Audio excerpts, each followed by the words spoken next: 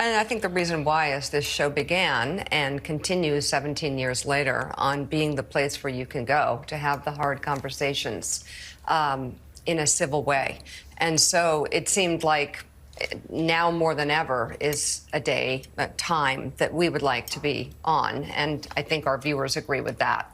So we continue. We are 5 minutes past the top of the hour. No, and let me just say, next time we're told there's going to be a news feed replacing us, we will be in our chairs. We'll be sitting here. Yeah, and the news feed will be us, or they can get somebody else to host the show. That's MSNBC reporters and adult children Mika Brzezinski and Joe Scarborough complaining about their show being pulled Monday after the failed assassination attempt on Donald Trump. Welcome to Nerk News. I'm Nerkish. And it looks like we're starting to see cracks form in the smug facade of shills and establishment news. The fake journalism industry is dying, with massive layoffs across all major networks. Hacks like Stelter, Lemon, and Cuomo are all gone, and it looks like Mika and Joe might be in some hot water too. I wanted to briefly talk to our friends and viewers that watch us every day. And talk about what happened yesterday. We were told in no uncertain terms on Sunday evening that there was going to be one news feed across all NBC News channels yesterday.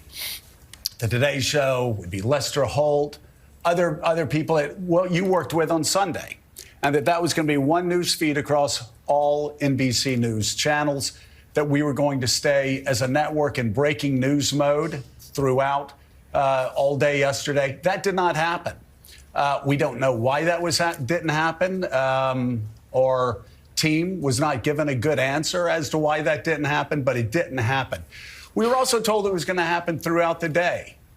And I guess after there was such a strong blowback about yesterday morning, I guess they changed their plans. And so those plans changed as well. So it didn't. We've talked about it off the air. We'll talk about it on the air because we talk about everything on the air. We were very surprised. We were very disappointed. And if we had known that there wasn't going to be the one news feed from NBC News across all NBC News channels, Willie, we obviously would have been in yesterday morning. Yeah, we all wish we would have been here yesterday. We still would like to figure out exactly why there wasn't that one news feed. I'm no journalism expert, but if I had to venture a guess, I would say it's because you're psychopathic propagandists who've had your brains turned to mush by political brain rot and a bad case of Trump derangement syndrome. But maybe I'm being a little too harsh. Let's hear some of those objective, hard discussions you guys are always talking about. If they vote for Donald Trump in 2024, they're knowingly voting for a fascist.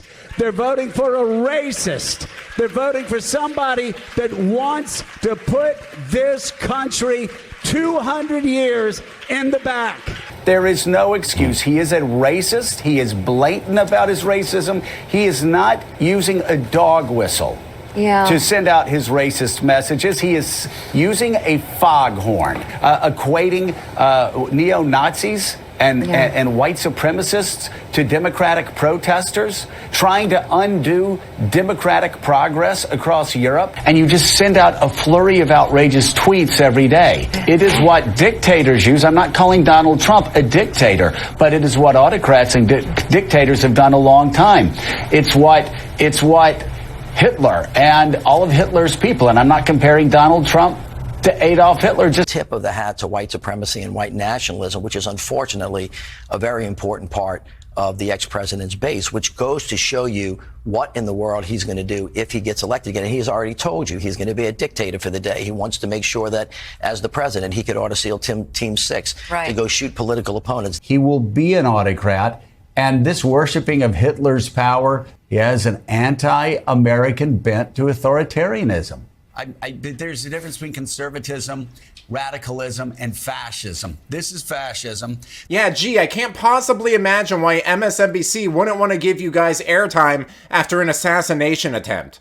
I'm sure you would have provided level-headed political analysis that would in no way attempt to justify the violence or call for more of it. You know, I've got to say, I think establishment media is in panic mode following this attack, and not because they have morals or value human life, but because they might be held accountable for their rhetoric. I mean, if I was in charge of one of these networks, I would probably start looking to trim the fat and get rid of incendiary morons who could put the company in jeopardy because they can't keep their mouths shut. After all, there is an election in November, and media outlets like this may no longer have the protection of corrupt Democrats. But let me know what you think. Are Joe and Mika on their way out, or are we stuck with them for the foreseeable future? Let me know in the comments, and if you enjoyed this video, please give it a like and subscribe to the channel. That stuff really does help us out. Until then, this has been Nerk News. Thanks for watching. Bye!